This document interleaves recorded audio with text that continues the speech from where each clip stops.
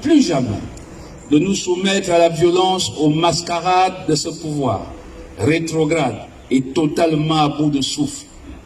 Quoi qu'il en soit, Alternance 2023 reste déterminé à vaincre démocratiquement ce pouvoir, s'il veut réellement la démocratie.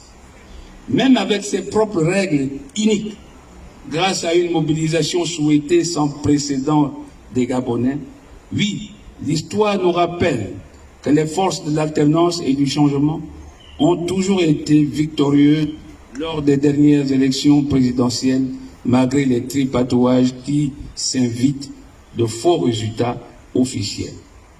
Cette fois, ça ne passera plus. Merci.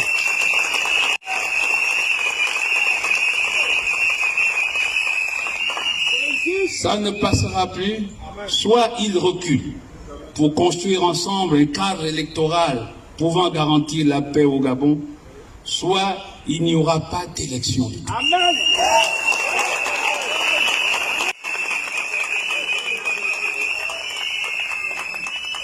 Je vous répète que ça ne passera pas du tout. Soit ils reculent et admettent d'établir un cadre juridique, constitutionnel, qui garantisse votre liberté et votre choix dans le bureau de vote, soit les élections n'auront pas lieu du tout.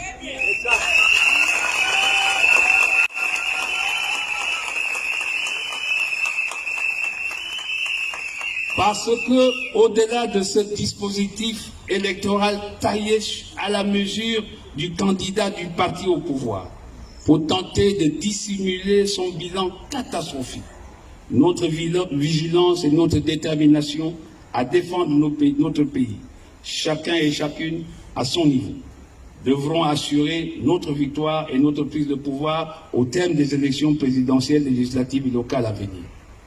C'est fort de ces convictions que la plateforme Alternance 2023 invite tous les patriotes gabonais, même ceux qui le sont en silence au sein du parti au pouvoir, à demeurer mobilisés pour faire échouer les manœuvres puériles de ce pouvoir aux abois et sans boussole.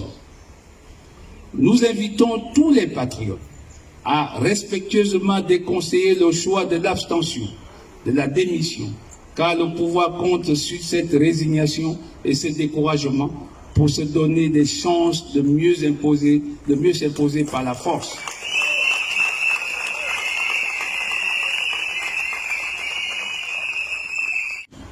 Et la communauté internationale, qui, comme trop souvent, regarde avec indifférence les manœuvres du pouvoir qui sont de nature à perturber considérablement la paix dans notre pays et attendent ainsi les drames pour jouer les pompiers alors qu'ils ont tous les moyens de prévention entre leurs mains.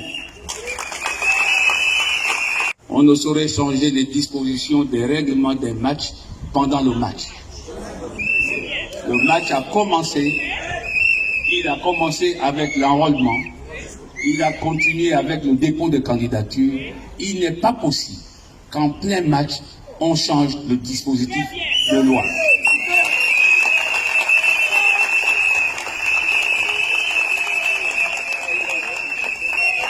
Alors on le fait, soit on manque de courage, soit on est soi-même convaincu qu'on ne gagnera pas. Et ils le sont. Ils sont convaincus qu'ils ne gagneront jamais.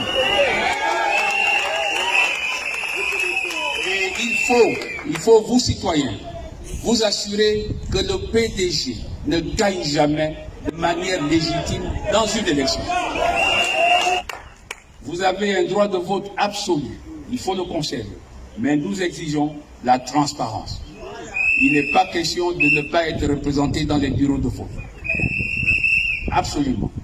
Sinon, le PDG ne veut pas le vote, il n'y aura pas vote. C'est ça. Alors, mes chers compatriotes, engageons-nous pour rendre le Gabon aux Gabonais. Oui. Ça devient un impératif au regard de ce que nous observons. Le Gabon, de plus en plus et tous les jours, nous échappe. Nous devons le rendre aux Gabonais. Oui. Et en ces lieux très mythiques, où le voisinage a souffert d'un drame en 2016 et où on a enterré l'espérance de tout un peuple par les armes lourdes, je veux vous proclamer ici, en cellule, au regard de ce voisinage, de retrouver une espérance consacrée qui vous poussera à la réalisation de ce que nous souhaitons tous. Nous ne sommes pas ici par hasard.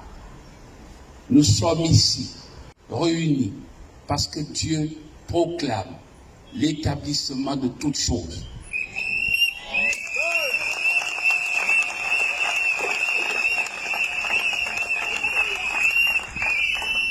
Notre voisinage est l'expression d'une torture, d'un véritable massacre.